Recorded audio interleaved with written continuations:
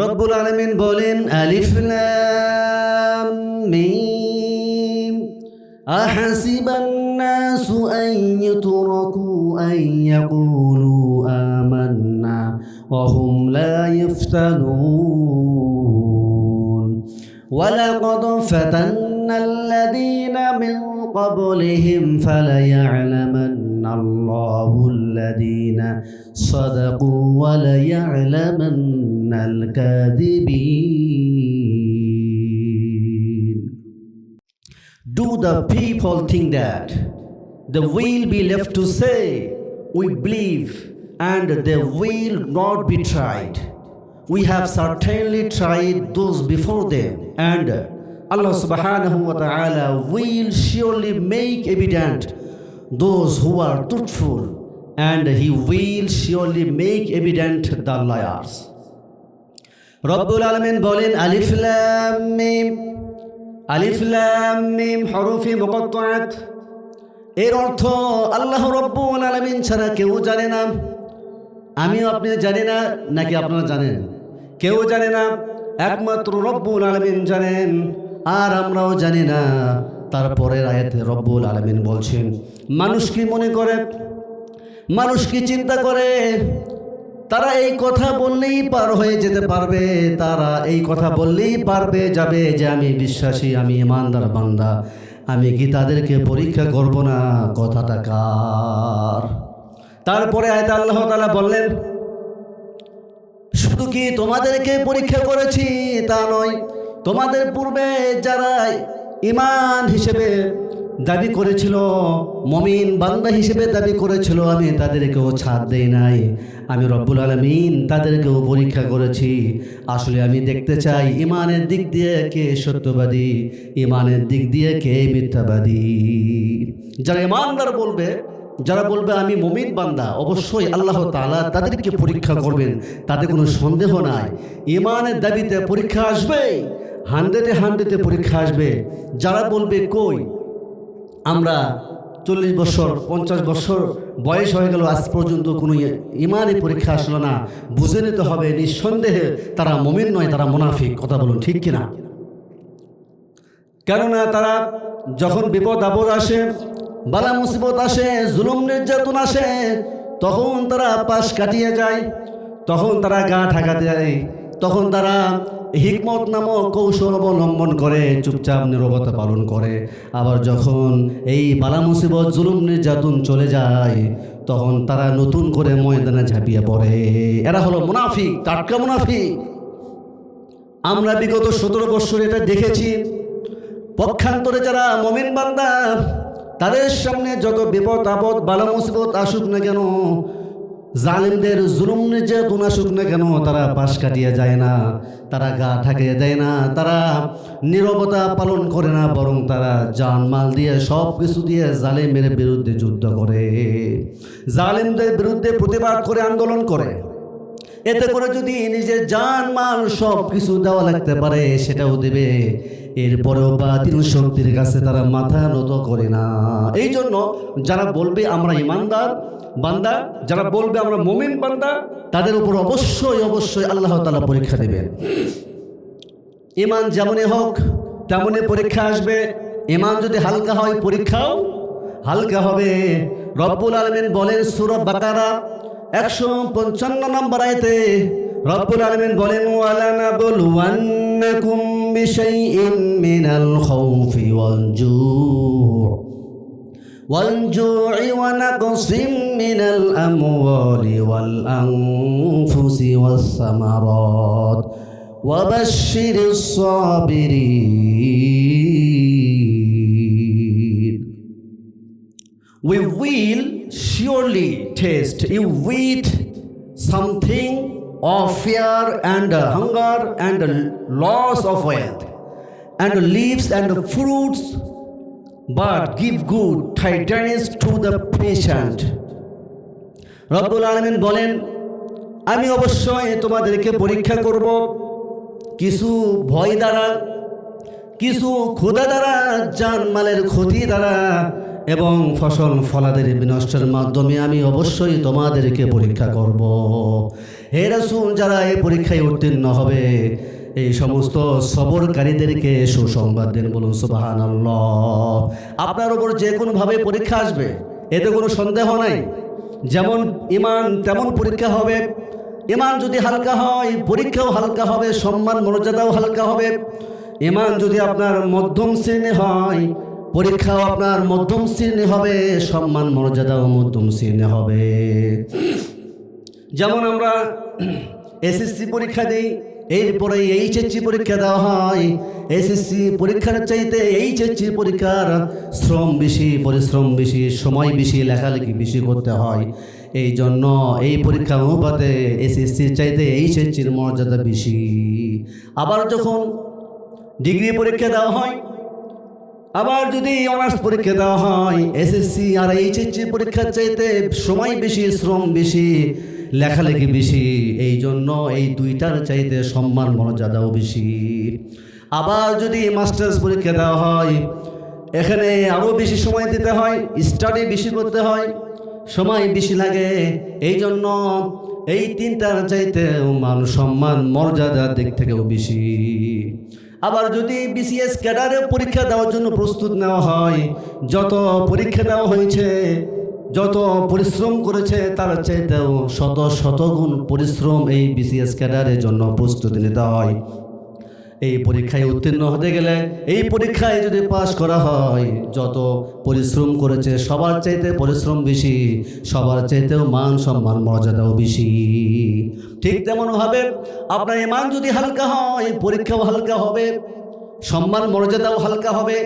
আপনার ঈমান যদি কঠিন হয়, আপনার পরীক্ষাও কঠিন হবে। এমনকি এই ঈমানের পরীক্ষা দিতে গেলে আপনার জান পর্যন্ত দিতে হবে, আপনার জান মাল আল্লাহর রাস্তায় চলে যাবে। এই তাওয়াক্কা মুমিন বান্দা, ঈমানদার বান্দা কখনো করে না। এই জন্য আপনার যেমন ঈমান তেমন পরীক্ষা। Like faith is a test. যেমন আপনার ঈমান হবে তেমন আপনার পরীক্ষা হবে। ঈমানের পরীক্ষা ছাড়া কেউ পার হতে পারবে না। আমরা যত আবদার করি না কেন, আমরা জান্নাতে যাব না, কখনোই সম্ভব নয়। ঈমানের পরীক্ষা দিতে হবে, তারপরে আল্লাহর জান্নাত।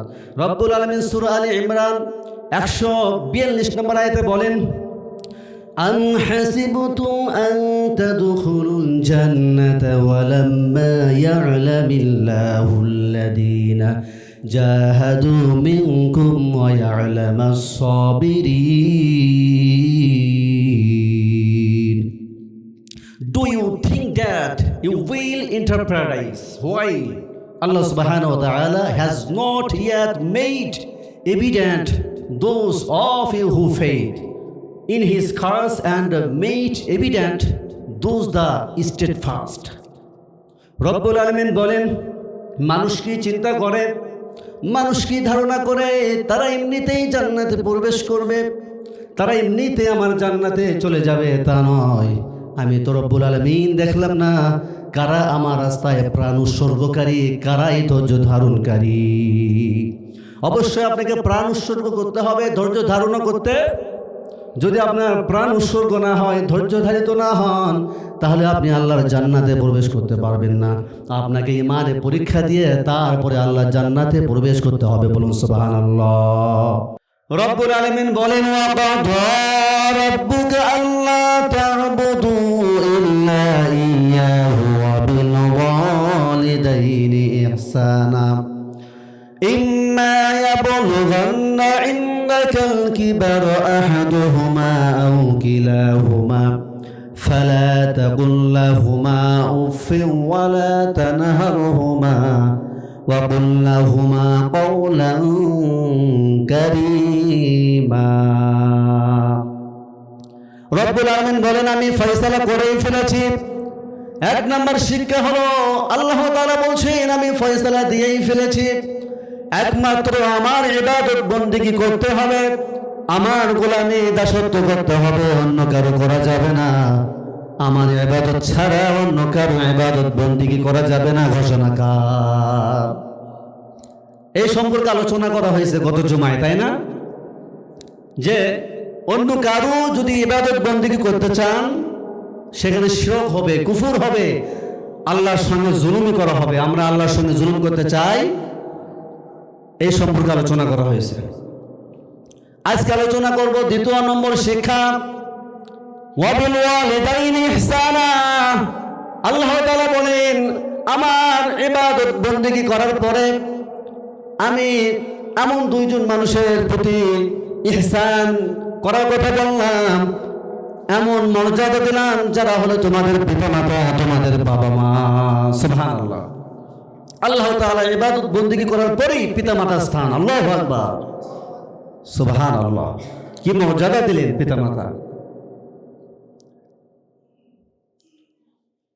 পিতামাতা কত বড় মর্যাদার, এই আয়াতের মতো আল্লাহ রাব্বুল আলামিন তোমরা পিতামাতার সঙ্গে কেমন আচরণ করবে, কি বিহেভ করবে, খারাপ ব্যবহার করবে না ভালো আচরণ করবে, পিতামাতাকে গলা ধাক্কা দিয়ে বাড়ি থেকে বের করে দেবে না, তোমরা পিতামাতাকে বাড়ির মধ্যে রেখে সম্মান মর্যাদা দিবে, সেবা করবে, খিদমত করবে। এসব বিষয় এই আয়াতের মধ্যে বর্ণনা করেছেন কে? সুবহানাল্লাহ। আপনি কি শব্দ চুজ করবেন তাদের সঙ্গে, কি শব্দ ব্যবহার করবেন, ইউজ করবেন, সেইটাও এই আয়াতের মধ্যে আল্লাহ তাআলা জানিয়ে দিয়েছেন। সুবহানাল্লাহ। যখন পিতামাতা বুড়ো বুড়ি হয়ে যায় তখনই কিন্তু ঝামেলা হয়ে যায়, তাই না? বুড়ো বুড়ি হওয়ার আগে কি ঝামেলা হয়? যখন মানুষ বুড়ো বুড়ি হয়ে যায়, বৃদ্ধ বৃদ্ধা হয়ে যায়, তখনই কিন্তু সমস্যা হয়ে যায়। তখন সন্তানেরা বোঝা মনে করে, ঝামেলা মনে করে। দেখবেন এই বুড়ো বুড়িদেরকে নিয়ে ক্যাসাল শুরু হয়ে যায়। আওয়াজটা বলুন ঠিক কিনা? এক পর্যায়ে দেখা যায় কে কাকে নেবে, বাবাকে নেবে একজন, মাকে নেবে একজন। যদি বিছানায় পড়ে থাকে তাহলে তো হয়ে গেছে। দেখলে এগুলো না ক্যাসাল ফাঁসা শুরু হয়ে যায়। কিন্তু আমরা মুসলমানের সন্তান বড় নাফরমান। আল্লাহ তাআলা বললেন, তোমরা তোমাদের পিতামাতার সঙ্গে নাফরমানি করো না, শুকরিয়া আদায় করো। আনিশকুরুলি ওয়ালিদাইক। আল্লাহ তাআলা বললেন, তোমরা আমার শুকরিয়া আদায় করো এবং পিতামাতারও শুকরিয়া আদায় করো। সুবহানাল্লাহ বলবেন না? আমারও শুকরিয়া আদায় করো, পিতামাতারও শুকরিয়া আদায় করো। সুবহানাল্লাহ। কিন্তু আমরা শুকরিয়া আদায় করি না, আমরা নাফরমানি করি। আল্লাহ তাআলা বললেন ভালো ব্যবহার করো, কিন্তু আমরা তো ভালো ব্যবহার করি না, আমরা গালিগালাজ করি, আমরা মারধর করি, গলা ধাক্কা দিয়ে বাড়ি থেকে বের করে দেয়। এমন ডাকাত সন্তান আছে না নাই? আছে, আছে, আছে। কিন্তু রব্বুল আলামিন বললেন, ইম্মা ইয়াবলুগান্না ইনদাকাল কিবারা আহাদুহুমা আও কিলাহুমা ফালা তাকুল লাহুমা উফফিন ওয়া লা তানহারহুমা ওয়া কুল লাহুমা কাওলান কারীমা। রব্বুল আলামিন বললেন, পিতামাতা উভয় যদি বুড়ো বুড়ি অবস্থায় তোমার কাছে থাকে, তোমরা পেয়ে বসো উভয়, কিংবা অথবা একজন তোমার কাছে যদি বৃদ্ধ অবস্থায় থাকে, তাহলে তোমরা তাদেরকে শব্দটি পর্যন্ত করবে না, তাদের সঙ্গে চোখ রাঙিয়ে কথা বলবে না, চোখ গরম করে কথা বলবে না, তাদের সঙ্গে কওলান কারিমা, তাদের সঙ্গে কারিমার সঙ্গে সম্মানের সহিত কথা বলবে। কথা কার এটা? আল্লাহ তাআলা বলছেন যে তোমরা তাদের সঙ্গে অসৎ আচরণ তোমরা করবে না, চোখ রাঙিয়ে কথা বলবে না, তোমরা কথা বলবে কওলান কারিমা, কারিমার সঙ্গে সম্মানের সহিত, সম্মানের সহিত তোমরা কথা বলবে। কিন্তু আমরা সেগুলো করি? আমরা করি না। যখন আপনার বাবা মা বুড়ো বুড়ি হয়ে যায়, তখন মারামারি শুরু হয়ে যায়। কে কাকে নিবে, কে সেবা করবে, কে যত্ন করবে, আমি পারবো না, আছে না নাই? আল্লাহ তাআলা বললেন না, ও শব্দটিও করবে না। তোমরা এই বুড়ো বুড়িদেরকে সেবা যত্ন করার সময় ও শব্দটিও করবে না। তোমরা খেয়াল রাখবে যাতে করে এই বুড়ো বুড়ির কোনো সমস্যা না হয়, যাতে করে বুড়ো বুড়ি তোমাদের প্রতি অসন্তুষ্ট না হয়, ব্যারাজি না হয়। আবার যখন তোমরা সেবা যত্ন করবে, তোমরা বিরক্তিকর কোনো শব্দ ব্যবহার করবে না, তোমরা নাক শিখতে না, তোমরা সুন্দরভাবে তাদের সেবা যত্ন করবে। কিন্তু আমরা সন্তানেরা বেশিরভাগ দেখবেন বিরক্ত হয়ে যায়, হয় কিনা? আরে কি সমস্যায় পড়ে গেলাম রে ভাই, কি ঝামেলার মধ্যে পড়লাম, কি বোঝা আমার ঘাড়ের উপর পড়লো। এই বুড়ো বুড়িদেরকে আর কে দেখবে? আমি একা দেখতেছি, আমি একা খাওয়াচ্ছি, আমি একা পড়াচ্ছি, আমি একা সেবা যত্ন করতেছি। আমার আরো 3-4 ভাই বোন আছে, তারা কেউ আর দেখে না, আছে না নাই? তারা তো কেউ দেখে না, তারা কেউ খোঁজ খবর নেয় না, খাবার দেয় না, সেবা যত্ন করে না। কি এরা ঝামেলার মধ্যে পড়লাম, কি এরা বোঝা আমার ঘাড়ের উপর পড়লো। আরে ভাই, এটা বোঝা নয়, এটা আপনার উপর ঝামেলা নয়, এটা আল্লাহ তাআলার রহমত বরকত। বলে সুবহানাল্লাহ। সবার উপর এই ঝামেলা আসবে না, সবার উপরে রহমত বরকত এই নিয়ামত আসবে না। আল্লাহ তাআলা যাকে ভালোবাসেন, যাকে মায়া করেন, মহব্বত করেন, তাকেই এই সুযোগটা দান করেন। বলুন সুবহানাল্লাহ। কেননা পিতামাতা যখন থাকবে আপনার কাছে নির্ঘাত, আপনি মনে রাখবেন আপনার কাছে রহমত আল্লাহ তাআলা অবধারিত দিচ্ছেন। পিতামাতা যখন আপনার কাছে থাকবে, আপনার উপর থেকে বালা মুসিবত সব সময় আল্লাহ তাআলা দূর করছেন। পিতামাতা যদি আপনার কাছে থাকে, নির্ঘাত আপনার রিজিক বৃদ্ধি করে দিচ্ছেন একজন তিনিকে। অনেকে বলে, হুজুর কই আমার তো বালা মুসিবত বের হয় না, আমার তো সুখ শান্তি নাই। ওই তো দেখেন আমার ভাই যে পিতামাতার খোঁজ খবর নেয় না, সে অনেক বড় লোক, টাকা পয়সাওয়ালা, তার শুধু টাকা পয়সা বাড়তিছে, অর্থ সম্পদ বাড়তিছে, আর আমি গরিব হয়ে আছি, আমার কোনো অর্থ সম্পদ নাই, টাকা পয়সা নাই। কথা বলুন ঠিক কিনা? কই আমার সুখ? আরে ভাই, টাকা পয়সা সুখ, সুখ শান্তি টাকা পয়সা অর্থ সম্পদ দিয়ে কেনা যায় না, নাকি কেনা যায়? কেনা যায়? অর্থ সম্পদ টাকা পয়সা দিয়ে সুখ শান্তি কেনা যায় না। হয়তোবা সে তোমার চাইতে অনেক টাকা পয়সাওয়ালা, অর্থ সম্পদ তোমার বেশি। তুমি খোঁজ খবর নিয়ে দেখো, তোমার চাইতে সে বেশি দুঃখের মধ্যে পড়ে আছে। তুমি শান্তিতে আছো, তুমি খোঁজ খবর নিয়ে দেখো, ভেরিফাই করো। তোমার টাকা পয়সা নাই তো কি হয়েছে? তোমার স্ত্রী তোমার কথা শোনে, নেককার নামাজ পড়ে। তোমার টাকা পয়সা অর্থ সম্পদ তো নাই তো কি হয়েছে? তোমার সন্তান তোমার কথা শুনে, বাবা খায় না, বিড়ি সিগারেট গাঁজা খায় না, আছে না নাই? এর চাইতে বড় সুখ আর কি হবে বলুন? এর চাইতে বড় সুখ আর কি আছে? আর তোমার ওই বড় ভাইগুলো, যারা ভাই আছে তাদের অর্থ সম্পদ টাকা পয়সা আছে, তাদের টাকা পয়সা থাকবে ঠিক, কিন্তু দেখবেন খোঁজ খবর তাদের স্ত্রীর কথা শোনে না, তার সন্তানগুলোর কথা শোনে না। এই অর্থ সম্পদ দু হাত দিয়ে উড়ছে, ইয়া বাবা খায়, গাঞ্জা খায়, বিড়ি খায়। কথা বলুন ঠিক কিনা? তুমি যে শান্তিতে আছো, ও সে শান্তিতে নাই। তুমি যে অবস্থায় আছো, তোমার উপর সবসময় আল্লাহ তাআলার রহমত বরকত হচ্ছে। তুমি ফ্যামিলি নিয়ে, তুমি পরিবার নিয়ে যে পরিমাণ শান্তিতে আছো, আর ভাইগুলো ওইরকম শান্তিতে নাই, যদিও তাদের টাকা পয়সা আছে। সে টাকা পয়সা কামাই করে, অনেক লাভ করে নিয়ে আসে, কিন্তু সন্তানগুলো বিভিন্ন জায়গাতে আগাম কুকাম বদকাম করে বেড়ায়, আর টাকা পয়সা জরিমানা দিচ্ছে। কথা বলুন ঠিক কিনা? লাভের ভাগ টিয়ে খেয়ে বসে আছে। আর আপনার টাকা পয়সা নাই, অর্থ সম্পদ নাই, আপনার সন্তান, আপনার স্ত্রী সবাই কথা শুনে নামাজি। এর চাইতে বড় সুখ আর কি হতে পারে? এই জন্য রব্বুল আলামিন বললেন, খবরদার খবরদার, তোমরা তোমাদের পিতামাতার সেবা যত্নের ক্ষেত্রে বিরক্তি শব্দ ব্যবহার করবে না, নাক শিখতে না।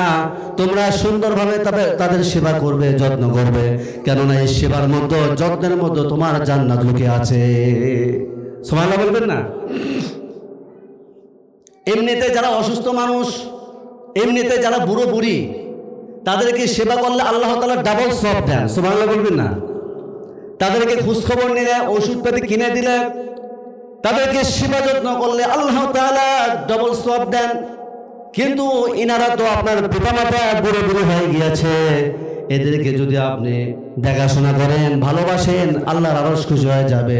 এই ভালোবাসার মাধ্যমে আল্লাহ তাআলা আপনাকে জান্নাত পর্যন্ত পৌঁছায় দেবে। শুধু সওয়াব নয়, এই পিতামাতার মধ্যে আপনার জান্নাত লুকিয়ে আছে। এই পিতামাতাকে সন্তুষ্ট করেন, ভালোবাসেন, এই পিতামাতা আপনার প্রতি রাজি হয়ে যাবে। আল্লাহ তাআলা আপনাকে রাজি খুশি করে আপনাকে জান্নাত পর্যন্ত পৌঁছায় দেবে। সুবহানাল্লাহ, সুবহানাল্লাহ। বিশ্বনবীজিকে বলা হলো, ইয়া রাসূলুল্লাহ, ইয়া হাবিবাল্লাহ, হাক্কুল ওয়ালিদাইন, পিতামাতার হক কি, পিতামাতার অধিকার কি? বিশ্বনবীজি সাল্লাল্লাহু আলাইহি সাল্লাম বললেন, ক্বালা হুমা জান্নাতুকা ওয়া নারুকা, পিতামাতাই তোমার জান্নাত, পিতামাতাই তোমার জাহান্নাম। সুবহানাল্লাহ বলবেন না? পিতামাতাই তোমার জান্নাত, পিতামাতাই তোমার জাহান্নাম।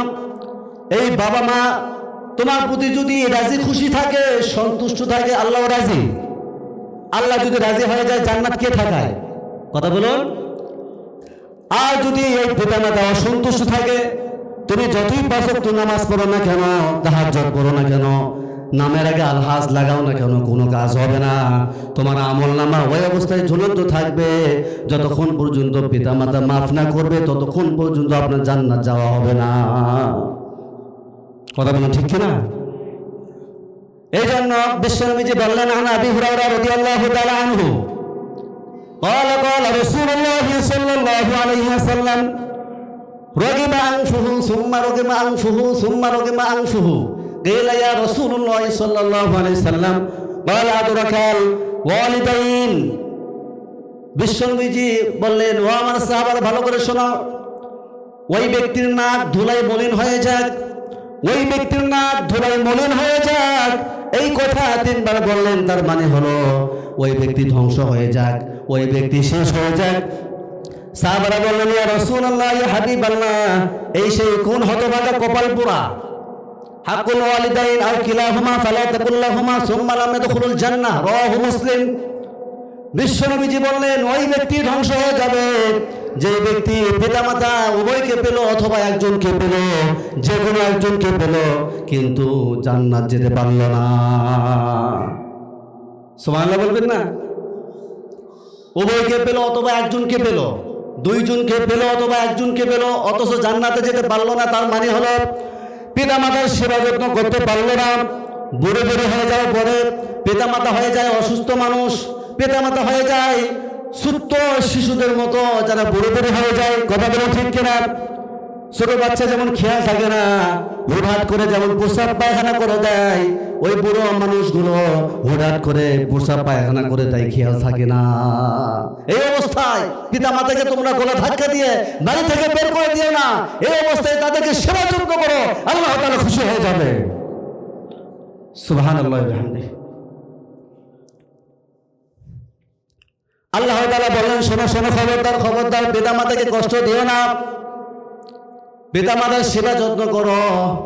এই যে কঠিন কনকনা শীতের মধ্যে কত সন্তান আছে যারা সুন্দর রুমের মধ্যে, ঘরের মধ্যে বিদেশি ল্যাব কম্বল উড়ে ঘুমায়, নাক ডেকে ঘুমায়, কিন্তু একটিবারের জন্য খেয়াল করে না 500 রুমের মধ্যে যে রুম এমন অবস্থায় আমরা রুম করে দিই গোয়াল ঘরের মতো, লাইট নাই, ফ্যান নাই, আলো নাই, বাতাস নাই, ওই মধ্যে আমার বাবা মা কম্বল ছাড়া ল্যাব ছাড়া ঘুমোয়, সারা রাত থরথর করে কাঁপে, ঘুমোতে পারে না। একটিবারের জন্য নিষ্ঠুর সন্তান খোঁজ খবর নেয় না? আছে না নাই? আছে আছে। আমি আপনি ঘুমাই, নাক থেকে ঘুমাচ্ছি, কেননা বুড়ো যারা মানুষ তাদের শীত বেশি, তারা ভালোভাবে কম্বল ল্যাব পাচ্ছে না, তারা ল্যাব কম্বল বিহীন থরথর করে কাঁপে, সারা রাত ঘুমোতে পারে না। এই নিষ্ঠুর সন্তান খোঁজ খবর পর্যন্ত নেয় না। কথা বলুন ঠিক কিনা? আপনার ইবাদত বন্দেগী কবুল হবে না। ইবাদত কোথায়? জান্নাত কোথায়? আপনার ঘরের মধ্যে।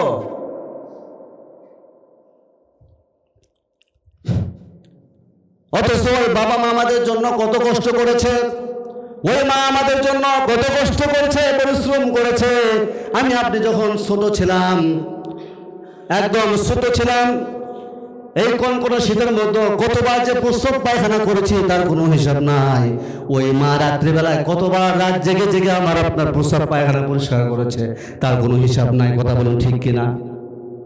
আপনি রাত্রিবেলায়, আমি রাত্রিবেলায় প্রস্রাব করে দিয়েছি, মা জেগে উঠেছে, উঠায় পরে প্রস্রাব পায়খানা পরিষ্কার করে দিয়ে ওই ভিজা স্বেচ্ছাতা জায়গাতে মা শুয়ে পড়েছে, আর আমাকে আপনাকে উষুম জায়গা, শুকনো খটখটে জায়গাতে শোয়াইছে, ল্যাব খাতা ল্যাব কম্বল মুড়িয়া মা আমাকে আপনাকে বুকে জড়িয়ে ঘুম পাড়িয়ে দিয়েছে।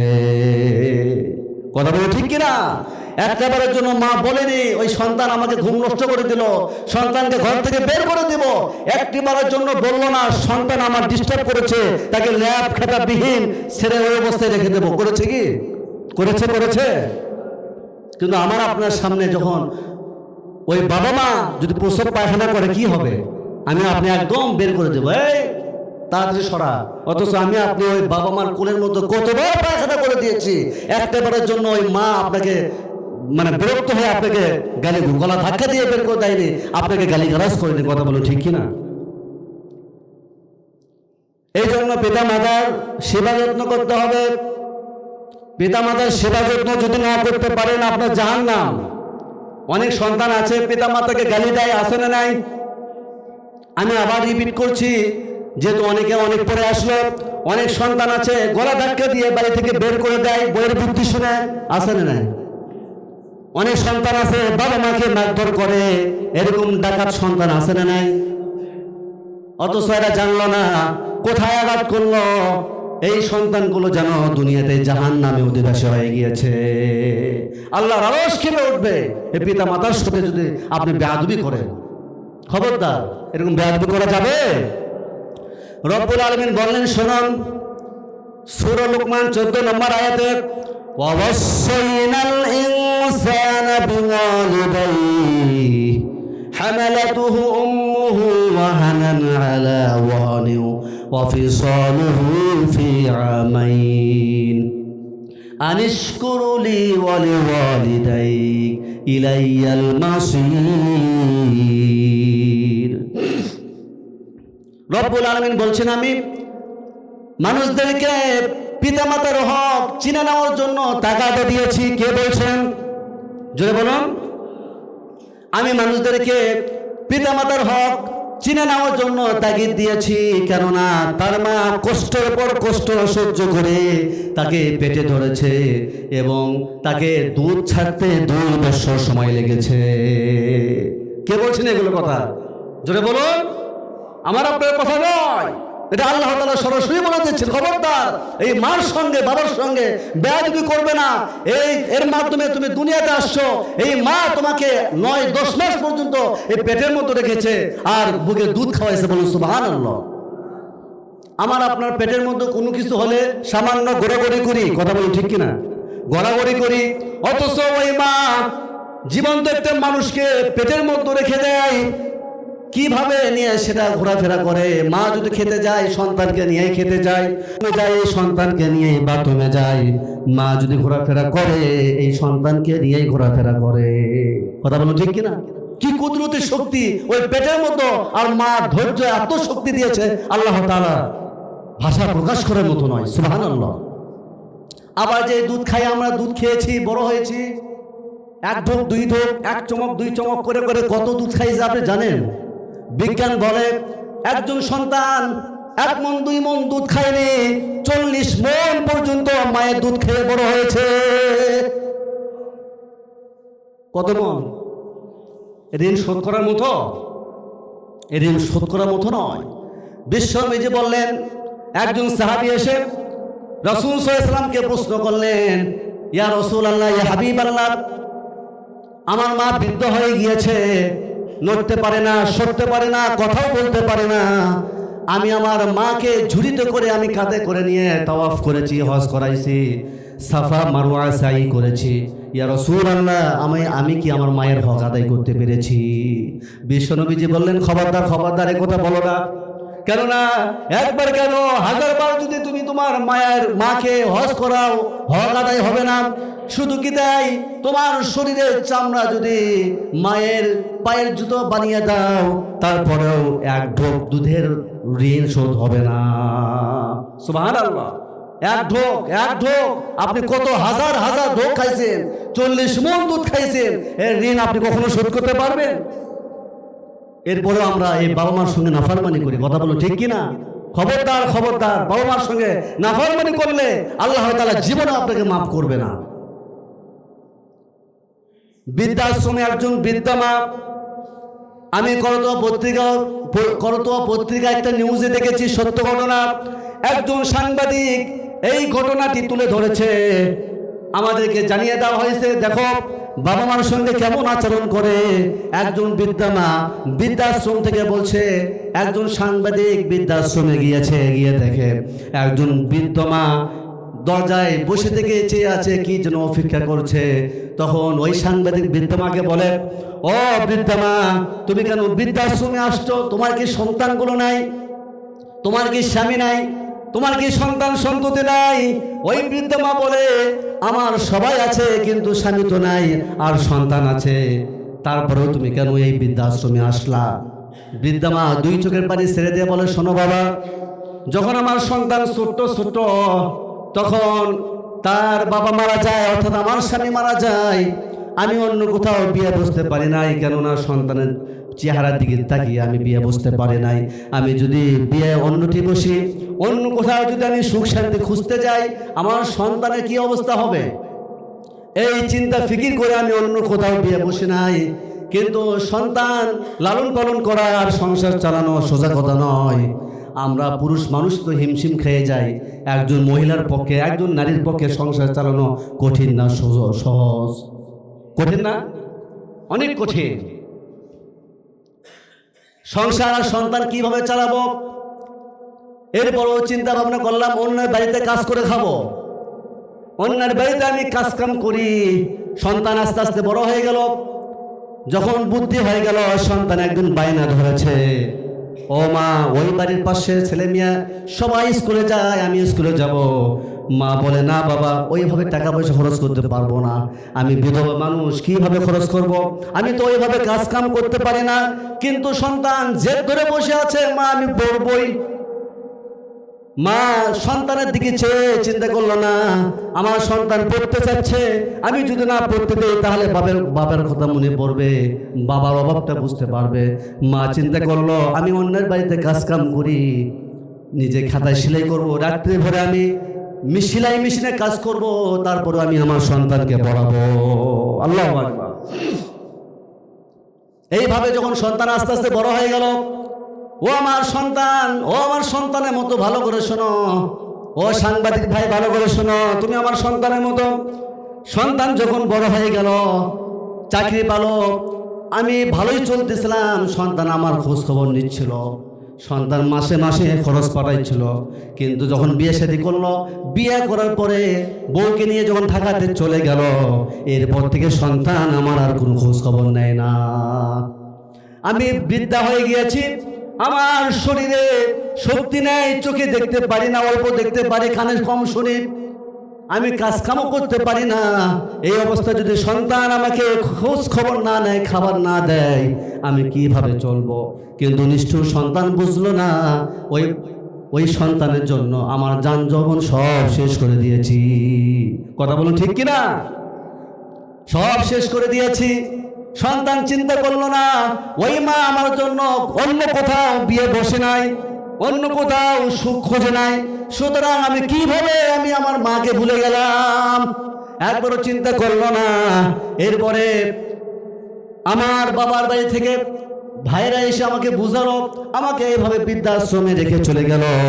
আমি প্রত্যেক দিন এই দরজার কাছে এসে আমি অপেক্ষা করতে থাকি, আমার সন্তান আমার কাছে আসবে আর আমাকে এখান থেকে নিয়ে চলে যাবে, এখান থেকে নিয়ে চলে যাবে। আমার বিশ্বাস, মা বিশ্বাস করে বসে আছে।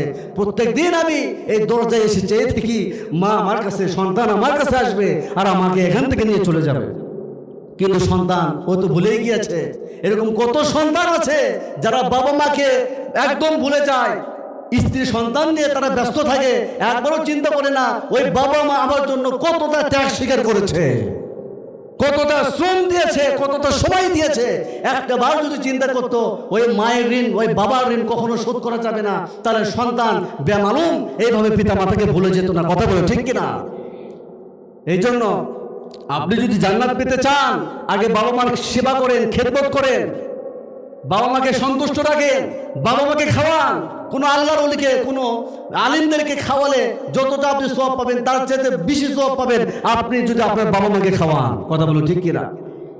আমাকে হাদিয়া দেওয়ার আগে, কোনো আলেম ওলামাদেরকে হাদিয়া দেওয়ার আগে আগে নিজের বাবা মাকে হাদিয়া দেন, আল্লাহর আরশ পর্যন্ত খুশি হয়ে যাবে।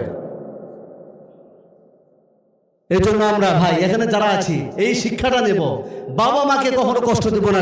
রাজি আছেন আপনারা? আমার যুবক ভাইরা রাজি আছেন? ওই বাবা মা আপনার জন্য, আপনার পিছনে কত সময়, কত শ্রম, কত অর্থ সম্পদ ব্যয় করেছে, আপনি এর জীবনে এই ঋণ শোধ করতে পারবেন না। নাকি পারবেন? পারা যাবে না। সুতরাং যারা বাবা মাকে হারিয়ে বসেছে বা হারিয়েছে, তারা একমাত্র বোঝে, যদিও প্রকাশ করতে পারে না, ঘরের মধ্যে গিয়ে ঠিকই হু হু করে কাঁদে, আহা আমি কোন নিয়ামত আমি হারিয়ে ফেলেছি। কথা বলুন ঠিক কিনা? এই জন্য দাঁত থাকতে দাঁতের মর্যাদা বোঝেন, মর্যাদা করেন, আল্লাহ আরশ পর্যন্ত খুশি হয়ে যাবে। আপনি জান্নাতে যাওয়ার জন্য আপনি অত কোনো কিছু আমল লাগবে না, আমল করবেন ঠিক আছে, আপনি মেন আমল থাকবে আর পিতা মাতার সেবা যত্ন করবেন, আপনি জান্নাতে চলে যাবেন। সুবহানাল্লাহ, সুবহানাল্লাহ। তাহলে আমরা কি রাজি আছি পিতা মাতা খেদমত করার জন্য? জোরে বলেন ইনশাআল্লাহ। আমি যেটাই খাবো আমার বাবা মা সেটাই খাবে। আপনার বাবা মা কখনো বায়না করবে না যে আমি গোস্তই খাবো, কোনো সন্তান বলতে পারবে? আমার বাবা মা কখনো বলবে না যে আমাকে এত টাকা দামে শাড়ি কিনে এনে দাও, এরকম কোনো সন্তান বলতে পারবে? বরং স্ত্রী সন্তানই বায়না করে, টেনশনটা ওরাই বাড়িয়ে দেয়, বাবা মা কখনো বাড়িয়ে দেয় না। আপনি যদি আপনার মাকে বলেন মা তুমি কি খাবা, বলবো বাবা সব ঠিক আছে, আমি কিছু খাবো না, তুমি ভালো থাকো। মা তুমি কি নেবা, বাবা আমার সব আছে, তোমার কোনো কিছু লাগবে না, তুমি কোনো কিছু নাও, তোমার বউকে দাও, তোমার স্ত্রী সন্তানকে দাও। কথা বলো ঠিক কিনা? এই জন্য আমরা নিয়ত করবো আমি যেটা খাবো আমার মাকে সেটা খাওয়াবো, আমি যেটা পড়বো আমার মাকে সেটা পড়াবো। আমি যদি অল্প খাই আমার বাবা মাকে অল্প দেবো, তারা অতি সন্তুষ্ট থাকবে, তাদের সঙ্গে হাসি মুখে কথা বলবো, তাদের সঙ্গে সুন্দরভাবে কথা বলবো। যদি একান্তই পস্তা না পড়ে আপনি সাইডে যান, সাইড থেকে আপনি আপনার বাবা মাকে দেখেন, খরচ দিয়ে পাঠান, আসেন, তাদের সঙ্গে খোঁজখবর রাখেন। অনেকে দেখেন না মিলে কিনা, অনেক সময় এরকম হয় যে বাবা মার সঙ্গে মিলে না, হয়তো বাবা মার সঙ্গে থাকবেন, স্ত্রী সন্তান বেজার আছে না নাই? আবার স্ত্রী সন্তানদের সঙ্গে থাকবেন, বাবা মায়ের বেজার, আপনি আলাদা হন সমস্যা নাই, কিন্তু বাবা মার যে হকটা আছে ওটা তো দিতেই হবে। সরে থেকেও দেখা যায়, কথা বলো ঠিক কিনা? এই জন্য আমরা সবাই প্রতিজ্ঞা করবো, নিয়ত করবো, বাবা মাকে আমরা কখনোই দুঃখ কষ্ট দেব। আল্লাহ তাআলা আমাদের সকলকে আমল করার তৌফিক দিন। ওয়া মা তৌফিক ইল্লা বিল্লাহ। আসসালামু আলাইকুম ওয়া রাহমাতুল্লাহ।